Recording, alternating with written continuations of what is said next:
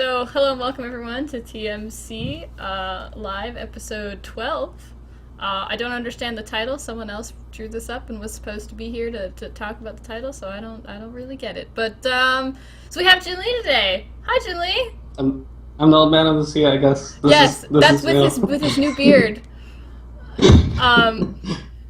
So we're bringing Jinli on because, like I said, Elikchi disappeared. I'm assuming he's dead, because that's seems one of the only real reasons that he wouldn't be here. So Rip Elikchi, you will be remembered fondly as a wonderful editor of TMC and the hot one of TMC. Great titles to have, in my opinion. Okay. So we'll start off with a little bit of banter. So Jinli, how were your holidays?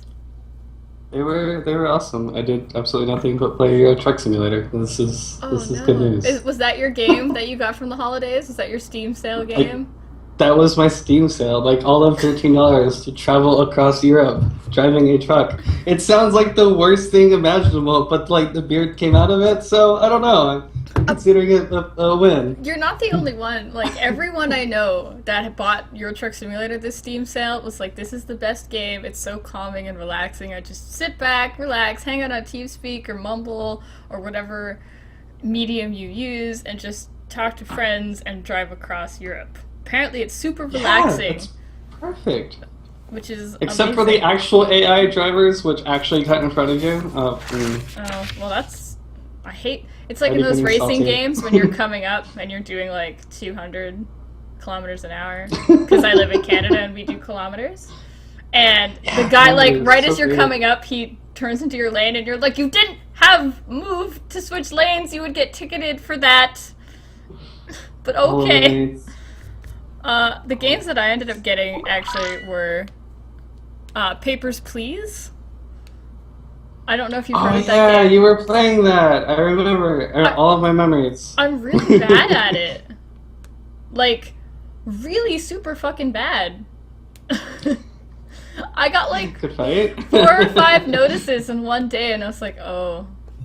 And then that same day, I got a notice that saying my family was starving and my son was sick, and I was like, oh, well, all right. That's deep. Holy, what do you do? That sounds... Oh my god. I didn't know what to do. I was like, my family's dead, Rip. Oh my god. I know. It was terrible. All you had to do was snap papers and now your family's gone. I don't... Oh man. Well, I mean, I think I got arrested for having debt for whatever reason, because, you get arrested for having debt now, I guess. Oh, well, cool. That's I was in debt and they arrested me and detained my family until my debt was paid, and I was like, oh, whoops, my sick son will be held in whatever prison for my mistakes. Okay, that's cool. But the other game I got was Europa Universalis 4, which I'm actually, oh god, SkeerX just fucking rocking. It's real. We're live now. Yeah, we're really live now. Oh god, usually it's just the goon people. Now it's test 2? Jesus Christ. But no, I got Europa Universalis, which I sadly have not yet gotten the chance to play, but everyone's like, you love history, you have to play it, so one of these days I'll get to it. Yeah, I hear it's super rough. Don't play Spain. I don't know what to say. Well, apparently it's better. I've only heard about it. Elikchi's been saying on the stream for a while that it's better since they added the DLC. So if you roll one of the South American countries, you're not just waiting for Europe to come in and bomb you with measles and smallpox. Because that's literally, that's pretty much what happened. Let's be real here. Oh my god. Oh god. So let's switch gears, I guess, to Proteus and Eve Online and stuff. From measles to Proteus, this is a good segue. Yeah, it's a good segue, alright? We're good at segues here. So, you've been keeping up a little bit with it. I don't know how much of Eve you actually play these days. With your Euro Truck Simulator, it must keep you so busy. It's hard. I think the last thing I was in was when we had all those Gale Supers tackled in head and killed a Titan, and Black Legion slowly killed themselves on their way back to... Was that when they slow-boated 4 hours to get to the fight? That's awesome. I still love that they did it. Yeah. That wasn't too long ago, though, so you're up to date on most things. As long as you're reading. That's fine. So what are you excited about for Proteus? What are you looking forward to? The power diagnostic module changes. It's gonna make Super so much better. I'm so excited. Oh, Wait. so good. So this is the tier side that you're talking about, that they've Yes. so dubbed it. So TLDR for those of you that are like, huh? Which I hope is none of you, but I guess I'll try my best to TLDR it. Is they're making it so that modules are not just this is the obvious better choice, therefore I'm choosing this because its power stats simply make the ship better, or the module is simply just better. They're making it so that you fit based on what you're trying to accomplish with said ship. So, and which makes me really excited as a low-level pilot. Looking at some of them, because my issue as a lower SP pilot is always capacitor. I've run out of cap, or that I've run out of power grid. Those are like my two biggest issues: is fitting cap stable, or fitting so that I have enough power grid to actually fit everything. So I'm really excited to see. Old school names. I'm really the old school names. They were crazy. Oh god. Yeah, so I'm actually super excited to see some of these changes, and people are like, oh, it's a small change, it's not a big deal. But it's just, and some of the mods that are being changed this time around aren't super big deals, although you're excited about one of them, aren't you? Yes, Power Diagnosis Systems. They made it so for super carriers, it's no longer shield super carriers, not armor. It's no longer you only do Caldari Navy, and you can actually do Officer 1s and get some crazy dank recharge rates. Like, oh my god, 17.5% per module. I'm sure it's going to have some sort of stacking penalty, but That's if it totally doesn't, worth it. oh my god. Let's just, like, passively regen against 5 dreads. We'll be good. We'll be good. Well, that sounds like that. I don't fly cap, so I don't understand the pure joy Jinli is experiencing at the moment. But my joy comes from oh my god, yes, actual choice instead of people just telling me to fit this. Definitely. I actually get to go in and sit down and be like, okay, for this particular fit, I really need this because my what are the things called? Those things that make you go faster. Your afterburners and stuff. Afterburners? Those are afterburners, and those are always really hard on your power grid and on your cap. So it's nice to think that I'll have other things that make it so that using those and fitting those is easier. Especially on fast tackle, which is what I love to fly. I love to fly fast tackle. So like, I guess I kind of would fit in with Brave still, wouldn't I? Because I love to fly my T2 frigates, and that's like, they'll just throw 800 T2 frigates at a fight, and it's amazing. Yeah, but that's like almost everywhere. I don't think there's a single alliance in the game that doesn't like doing like assault frigate fleets or interceptor fleets or something. Does PL I think that's like an everything. Does PL still have pilots that fly those? They had that like claw. Well, exclusively, I don't know. That would be like a Waffles thing, I imagine. Mm-hmm. But like they had the claw fleet or something that was like already phased. That was, I forgot about that being a thing. So we also have a set of proposed SOV changes. We don't actually know exactly what they are yet, but apparently they're going to be discussed with the CSM this month. Ooh. And then we get to figure out what those are and then talk about them. Which is, I'm excited to finally see SOV changes, as I think most people are. But then again, we said that when the initial SOV changes happened, what, 1 million years ago? And they turned out to be,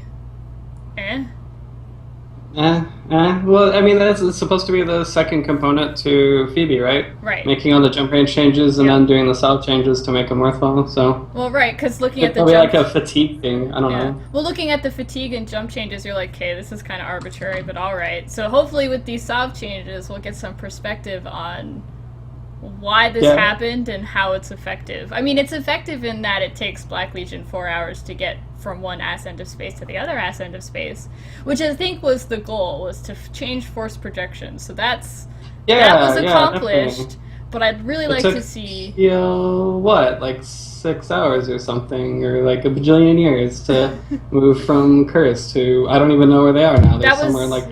That was the other day, too, wasn't it?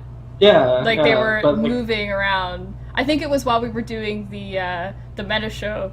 PL was trying to slow boat all their shit somewhere, and people were just intercepting them at everywhere they could, apparently. So yeah, I don't know. That's kind of gruesome. I don't know if I could do that. I think I would probably just like go play another game. Well, think I don't know. I don't know. Well, think about how slow supers are, and then you've got the chance of having them bubbled on gates and gate crashing and bumping on gates. I don't even want to know how bad bumping on gates are with supers. They actually fixed the bumping as far as I know, so bumping's not too terrible, but still, like, oh god, no, slow boating. I guess that's like where you start switching to hell, so you can like speed tank and stuff. Yeah. Go a total of like 40 meters a second or something. I don't know, not 40, 400. But a little bit back on topic of soft changes. By the end of the month, hopefully, we should have a rundown of the proposed changes, at least that were presented to the CSM, as what they want to do, is what CCP is aiming to do, which is exciting. I'm looking forward to seeing what the proposed changes are. And on top of that, for those of you that didn't see the post, there is a survey so that people can kind of have their say on SOV changes and structure changes. So it's in the dev blog that was released coming to Eve Online Proteus. So that was the dev blog that was there. I'll link it here, or I can link it here in a minute or two. Just gotta open the stream and stuff. But definitely, if you can find that survey. Surveys are always good. Good feedback, even shit feedback is feedback. That's what's important.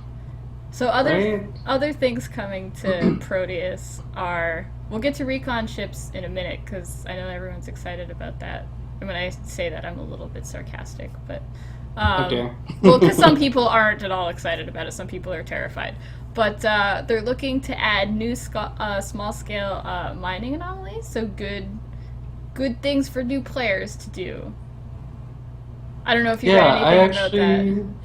I looked into that because I had no idea how they were going to fix the whole strip mining thing. Yeah. Like one nerd with like 5 minor things going in there and just hazing an entire system. So they fixed it so that they're not even worth a single cycle of the strip miner. So like it would be no point. You would be coming out in the negative for your time wasted. So right. So it looks like a really good fit. So that's good. And yeah, it's good to have. This is something that I was saying from before. Before in the show, like past episodes where I was talking about, it's great that they're doing a lot of these quality of life changes, but at the end of the day, if you're a new pilot, the only really interesting thing to do out of the gate is to find a nullsec alliance to teach you what to do before you can go off and do other things. Mm-hmm. Oh yeah, definitely. Like, if you don't have someone to sit there and help you along, an alliance or a coalition or anybody to sit there and help you, EVE Online is like the most confusingly frustrating game for new players ever. So it's exciting to see them give new players more options. Because all players had to fill in for that. Right, but not all players want to go off to nullsec.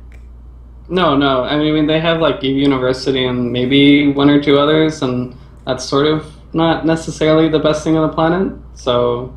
But to have newbie-friendly mining is nice, because like I didn't even really do mining until a year after I'd been playing.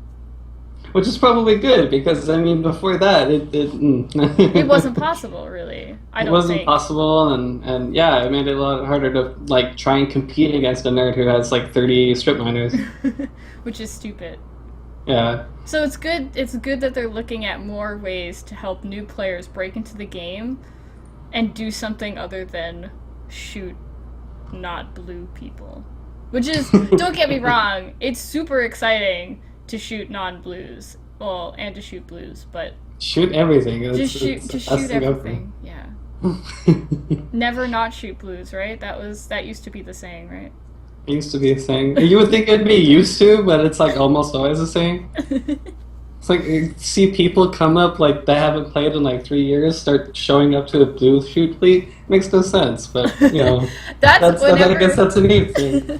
Whenever that broadcast goes out, we're gonna Thunderdome. That's when you see people that you didn't know were still subscribed to Eve come out of the woodwork, especially in test. It's like I didn't even see one jabber. How are you getting the ping for this? How are you? I love doing that. Every time I see Thunderdome, I'm like, man, I wish I was subbed. Some Thunderdomes are the best. Well, that's like what the coolest thing for Red versus Blue, right? It's like a permanent Thunderdome. It's nice though to get that aggression out on your alliance mates that you're like, I don't really like you and I want to shoot you. I used to do it to prelate all the time. No, that's terrible. I didn't know. Oh my god. I love prelate. So let's not hate on prelate because he's wonderful. Recon ship changes. Okay, so I haven't heard anything about this. You haven't read anything about this? Oh my god, this has gotten so much like. Changes. So it's like I got down to the power diagnostic system, so I was like, okay, that's cool, good patch. That's all I care about. I'm happy. Let's go. So, the initial post about this was like just a forum post. Well, I shouldn't say it was just a forum post because it was a big post. And it's interesting to see the changes that they're looking at making to recon ships. There's a lot of details that I'm going to be completely honest. I mean, I see what they're doing, I understand what they're trying to do, but the specific changes to some of like the like your EHP and stuff, I don't understand specifically how that's going to affect like large scale fleets or solo PvP, because I've not done those things in a recon ship before, so I don't understand the specifics, and I know that there are people out there that think that raising the EHP on recon ships is going to make them stupidly strong in solo situations, so we'll see. So there's a lot of details on this. First and foremost, and probably one of the biggest things that they're looking to do, is that they're looking at making combat recon ships permanently undetectable by directional scanners. Oh my god. Oh, sniper fleets. It's happening. See, people... I think people think that in large-scale fights, like, more or less, this won't be a huge deal. They're like, whatever, there'll be some people out there. But it's going to make moving around in space as a solo player so much more dangerous. Because you can't, and especially in faction warfare and in wormholes. Yeah, I was just thinking wormholes. Oh man. Because the second... just, like, park everywhere. Yeah, well, your first move out of the gate when you enter into a wormhole, if you have stealth, is to stealth. And then is to descan.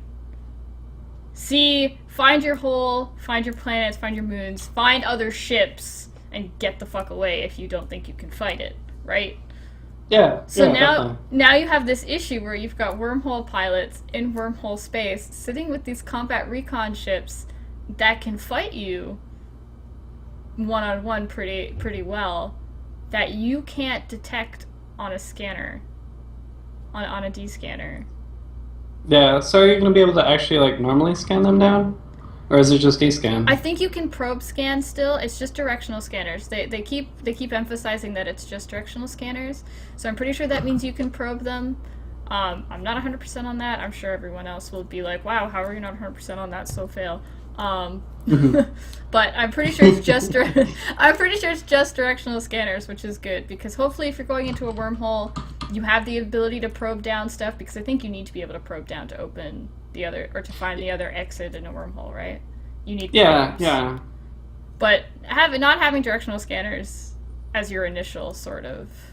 Oh man, it's gonna be crazy. Yeah, it's a little scary. Are you reading through the change now? In the patch notes? Man, I don't know how to feel. Like, I can imagine it for, like, wormholes. That's gonna, like, be the perfect forward scouts. Like, that's totally gonna replace everything else for forward scouts. Right. And it's gonna make destroying incoming wormholes and stuff like that. Incoming wormholes. Destroying they just warp exits in and stuff. On you? Yeah, that's how wormholes work, right? They just warp in. Yeah, they're like a Sino. You just press the button and they show up for you. Oh, okay. That's good to know. I don't know much about wormholes, so that's good to know. Oh God.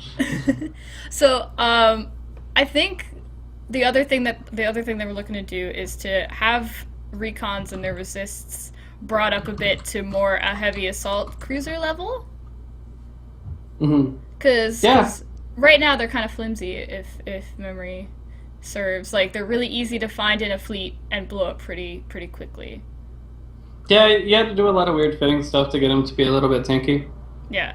So we're going to make them a little bit more difficult to take out, which will be interesting to see how that affects large-scale engagements, because usually when EWAR or Recon is on field, you try to take those out pretty quickly because you don't want them to like light a Sino in the middle of a fight and then suddenly you have a fleet on your face that doesn't have to warp in and is just there. That's not fun. In the middle and then you've got like what, Arazus for long points and Lachesis for long points, and then all the other recons that kind of help your fleet. So you'd have the long ass webs and stuff like that. Well, right. So having them being a little bit more tankier is going to be pretty nice. It'll be interesting to see how that plays out in especially larger scale fights, because that's, to me, will make the difference with their resists and their... I mean, obviously it'll make them more effective in one-on-one, but I don't really one-on-one personally, so I don't really care. Which is bad, but, I mean... I don't know. So, I don't know. I'm a little scared about recon ships, though, to be fair, and especially now that it's not as easy to just pod yourself places.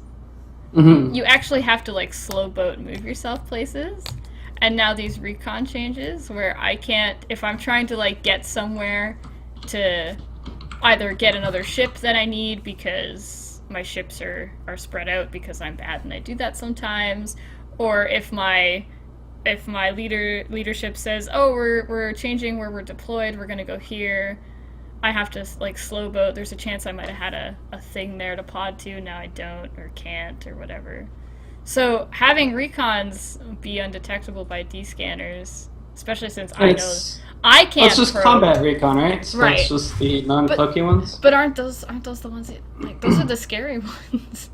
Those are, yeah, like, kind of, I mean, I guess solo curses are a thing, but I don't know that many that would do, like, a solo Hugin, I guess. Well, I mean, that'd be kind of weird. The option now is that you can. Maybe now? I mean, with the resist going up and their hit points going up, that might be a possibility that you might see more solo scary things. And if you're trying to fly in space as a lowly pilot, that might be terrifying. I know I would be terrified. I wouldn't like it very much. No, definitely not. But I mean, you know, solo PvP, right? Do you solo PvP? No, I want to. I want to so bad. Like, I have a curse fitted up. I guess it's, like, perfectly ready for this patch. Yeah. I didn't even know this was coming. Oh my god, I'm ready. Jinli's like, I've had this fit ready to go for months. Didn't know this was happening. Now I do. GG. So excited. Oh dear. I really need to... Oh, especially that capacitor pull buff. Oh, that's gonna be perfect for curses. Yeah. Oh man. I like that you're just, like, slowly reading through these now. I didn't want to read the recon changes, but now you've piqued my interest. Oh, look. They're actually really I wanted to make it seem like a mystery, because I was like, recon changes? I haven't heard anybody talk about these. Really? No, like, literally nobody. That's all I've heard talked about is the power diags. Literally all I've talked about is the power diags with people. All I've heard about are these recon changes, and people being like, you know, that it's, you know, you've got two sides to this, that it's, you know, exciting to have recon ships be better at what they do. Obviously, for recon pilots, people that fly recon, they're like, oh cool, my ship is now like 80% better at what it does. But to have pilots that don't fly recon are like, I'm actually kind of scared now. What do? Well, I think it's a good thing for, like, when you see them in fleet fights, because if you have Hugins on the field or Lachesis on the field, they're like a no-brainer first primary. Absolutely. If they're in range. And now this will be, you know, you actually have to make a choice whether you want to do them or Logi or actual DPS ships or... Are you looking at the actual... Have you seen the actual, like, changes, like, to their defenses and whatnot, and... Yeah, a little bit. This is cool. I mean, I like it. It's gonna make it interesting. I think the not making it descannable will just kind of be one of those things that you're gonna have to be more aware of, like, with your normal overview, and if you actually want to be super careful, you're gonna have to start probing on the system. Ugh, I can't do probes. I have to train that now. Way to go, CCP.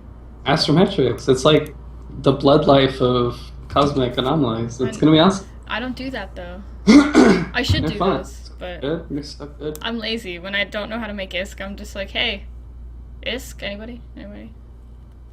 Yeah. Well, I mean, that works for me. One of my friends quit the game like way back and just gave me all of his ISK. So I was like, I don't need to do anything to make money. I just have to sit on my money. Doesn't last forever though. No, it doesn't. I ran out pretty quickly. So the Curse is one of the ships that can't be detected by directional scanners. So that's exciting for you. Yeah, I'm so excited. Pilgrim looks like it's no longer complete garbage. I mean, it looks still kind of right. But... Well, they've been focusing a lot on, I think, taking the Pilgrim and actually making it not complete garbage. Like I've seen a lot of talk about it. Yeah, the biggest issue before it is it didn't really have a range buff for the newts and vampires. Mm-hmm. So you actually had to like cloak and hug a target and then start nuding them and curse instead. Just get right up to them and hug them and then be like, I'm here, stealth.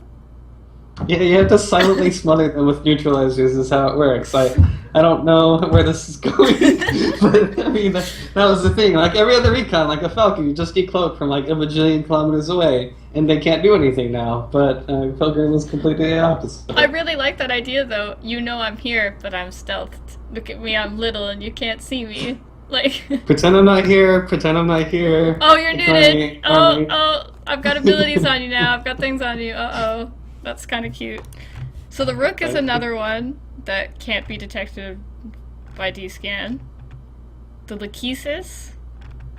And... Yeah, Lachesis will be pretty crazy because at that point, I mean, if they warp in any decent range on you and have like sensor boosters or something, that's going to be pretty rough. Yeah, so the Hugin's another one. Hugin, Hugin, I don't know which pronunciation is correct there.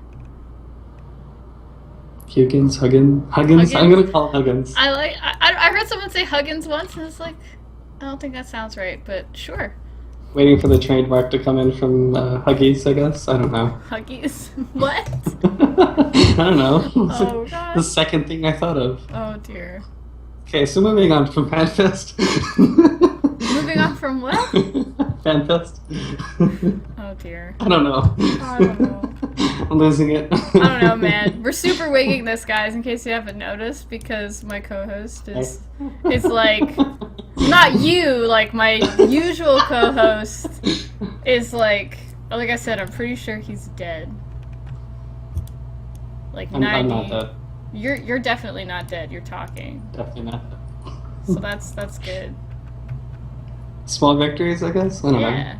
So they're also talking about updating that star map. Have you had a chance to play with the new fancy star map?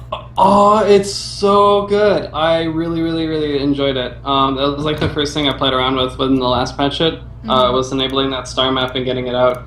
Really cool. The neatest thing about it, and I think it's something they're going to potentially, I would hope, look at doing for other things, is like you can have it so half your screen is like the Eve client and you're in space doing stuff, and the other half is the actual star map. You can actually vary it around that and stuff. No, it was really cool for like just having it with better window management. Because before you would hit like F11 and you would have your entire screen go to a map and like, oh, cool. So I guess I'm not watching this ship. I could be warping into anything right now and I wouldn't fucking know it, and it doesn't even matter. Yeah, you just see like your overview turn completely red, and then you would know, and you'd be like, happen, oh, so. I'm dying. How do I tab out of this star map? Start mashing your keyboard. I always had that issue with the star map. I would bring it up, and then I'd be like, I don't actually remember how to exit you. And like I'd hit like 3 buttons before it would work. But I like the way it looks. I haven't really, like, other than just staring at it and going, wow, pretty, I haven't really done anything with it. Because I'm a girl and we're distracted by shiny things. Totes, I guess. I don't know. No, do you probably know? the second. Yeah, the second coolest thing. Second coolest thing is like, before you had to hit that tab between the solar system view and the actual star map view. Now you just zoom in a ton and then you get the solar system view, and then you zoom in a ton out and you get the map view. No, that was like the best change ever. Felt all like Supreme Commandery. I don't know, that RTS game. You just like zoom in and like see like the freckles on a unit, and then zoom completely out. And you're looking at like the entirety of space. That's awesome. Oh, that's cool. So, I mean, aside from like the modules and recon and the star map, not a whole lot is coming out for this patch, which I suppose is kind of the downside of the 6-week release cycle. Is that there's not really a chance to get big stuff. What are you reading that is funny? Is it Twitch chat? It's Twitch chat. You need to stop reading Twitch chat, man. You're like, I want to see what's going on and I can't. I want to see what's happening and I can't. It makes me sad. So what do you... We've talked about it a lot on the show. So what do you think about the change to the 6-week release cycle? Just since... I think it's going to be a lot better for them because...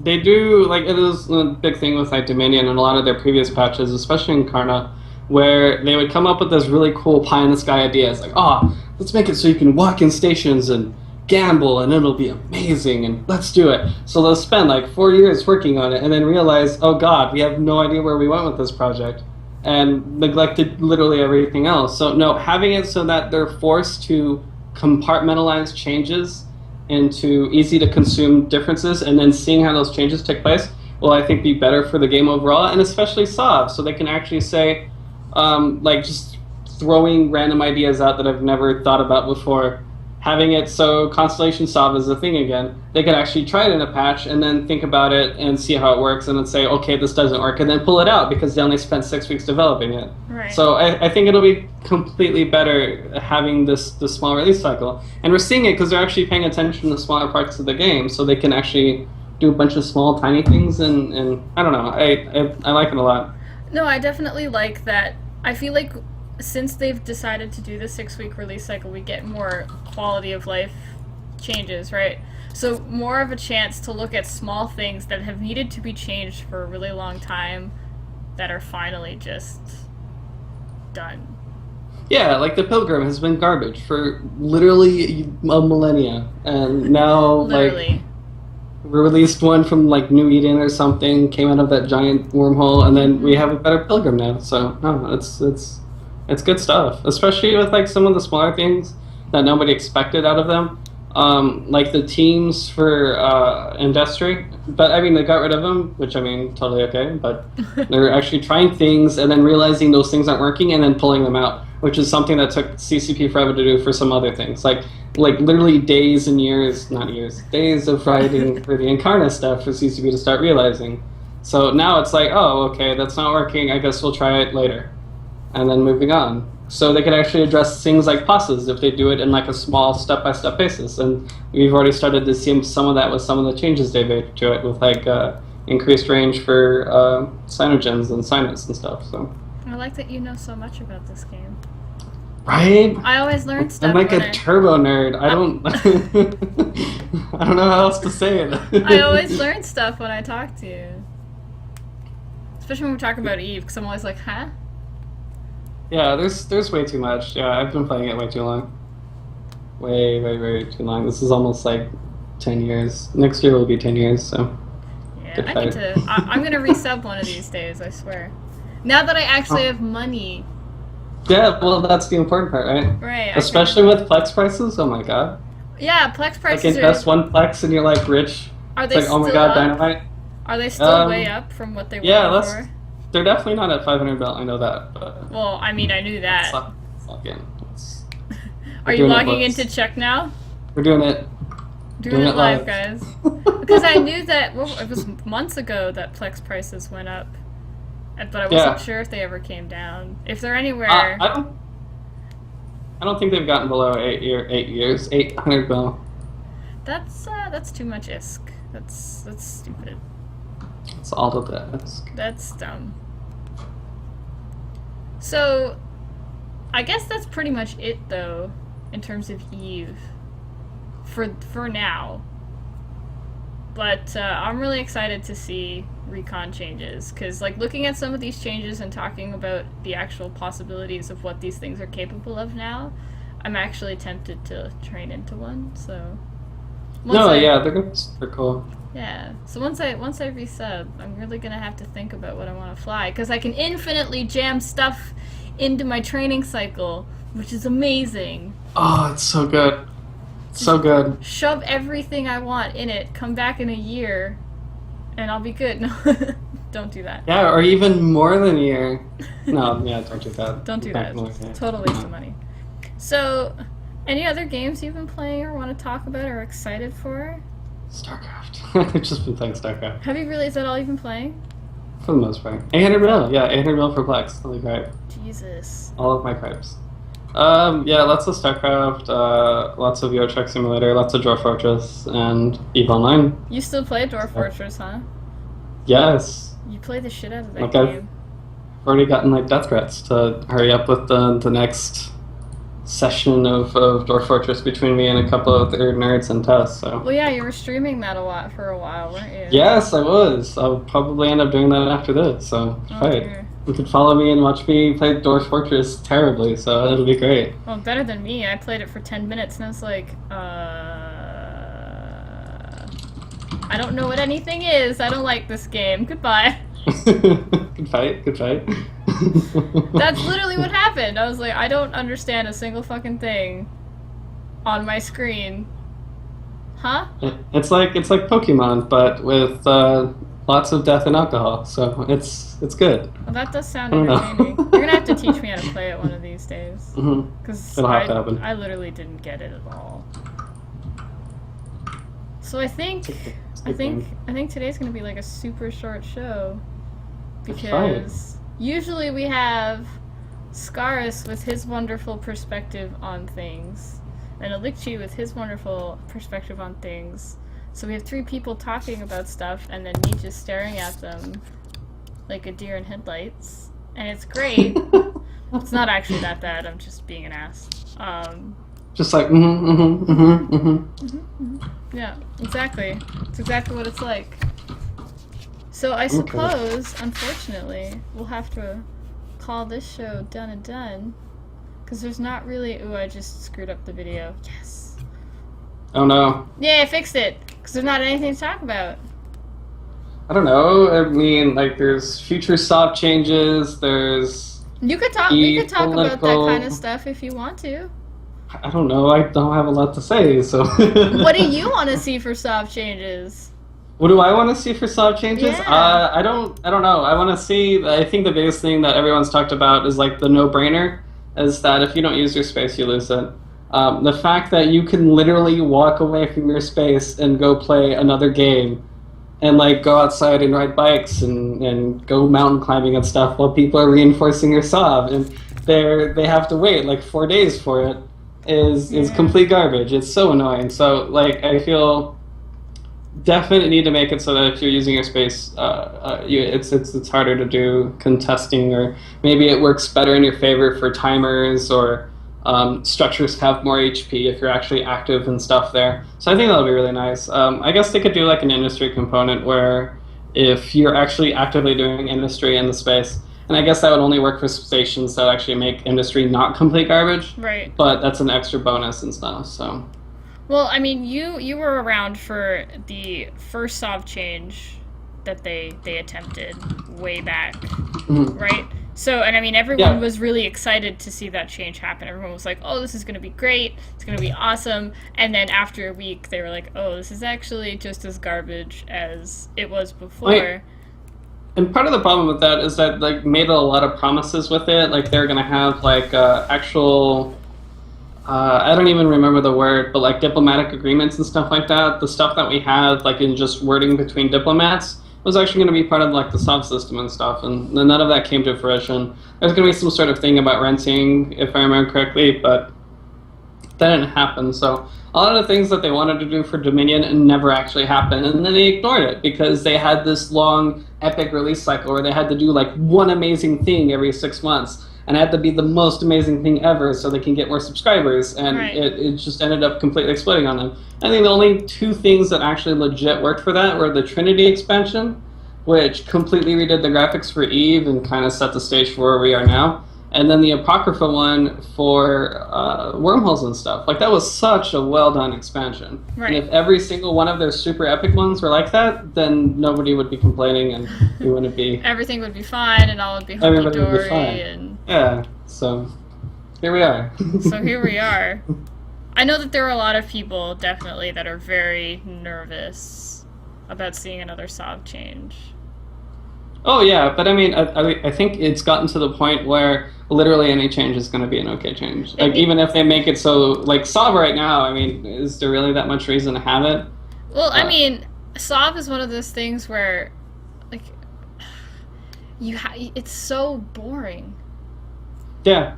Like you take out what, just a few capitals out, you kill someone's thing, you wait for it to come out of reinforced, hope they haven't brought 10 other capitals out to heal it, and like that's so boring. Sometimes big fights break out over it, which I'm glad to see that there's been more of recently. But well, that's supposed to be a big thing with Phoebe, right? Right. So. But before Phoebe, you know, those large-scale fights were few and far in between, right?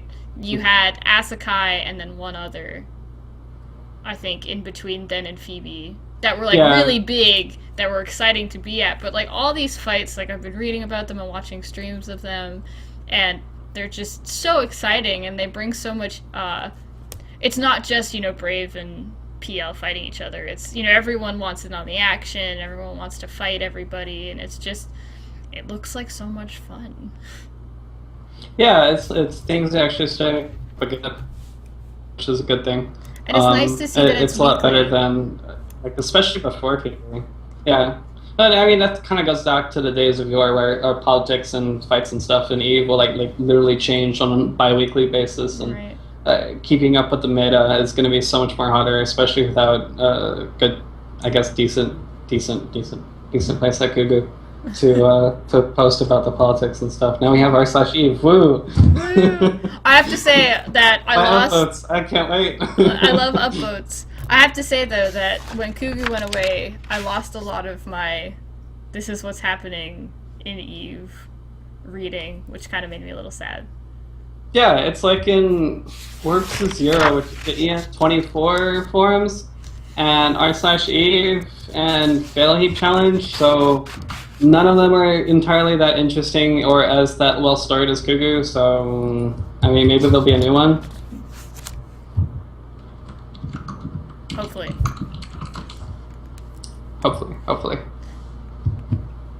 So, I think we're gonna wrap up though, because I don't have anything else to say. I don't either. I'm happy I can actually start logging in supers and stuff now that PL's come. Yeah, I guess right? everyone's kind of fucked off to Legion space, right? Legion of Death space, that area there. In the south and east over there. Yeah, so that's good. It takes some of the pressure off of Brave a little bit. Yeah, now we'd have to worry about not collapsing under our own internal drama, and we should be fine. That'll be great. That worked out well for tests. I mean, what? Worked out well all the time. No, yeah. We'll be fine. No, It'll be nice. They were awesome fights, so. No, I'm just talking shit. No, definitely. Everyone, I know that everyone who's been a part of those fights has been, even when one or the other side has lost, they've been like, I don't care. It was fucking amazing. It's fun. Got kills. That's all that mattered. Didn't matter who won the score. I mean, it matters in politics or whatever, but I guess. I don't know. That's one of those things where push the goalpost further or closer, I can't win. So if it's not like the score or the actual like big ships killed, it's gonna be the number of ships or the specific pilots you killed. It's all good. Yeah, it's we didn't gonna be too much. We didn't kill too much. So or it's gonna be like, it doesn't matter that Brave lost because they took out all of this with T2 frigates, so that's what's important, you know. Yeah, whatever. But I mean, props to them for taking out like Tengu fleets with T2 fucking. That was actually surprising. So it'll be nice to see what we can pull off in the near future. Yeah. Okay, guys. So I want to say thanks to everyone for tuning in. Sorry that the show was a little just thrown together. Great to have Jinli on though, because he's really smart. Turbo nerd over here. It's wonderful. That was like the worst wave ever. I was like going like, I don't know. I don't know. Anyways, guys, thanks so much for tuning in. Hopefully next week we'll finally be back to a normal schedule, and we hope to see you guys again soon.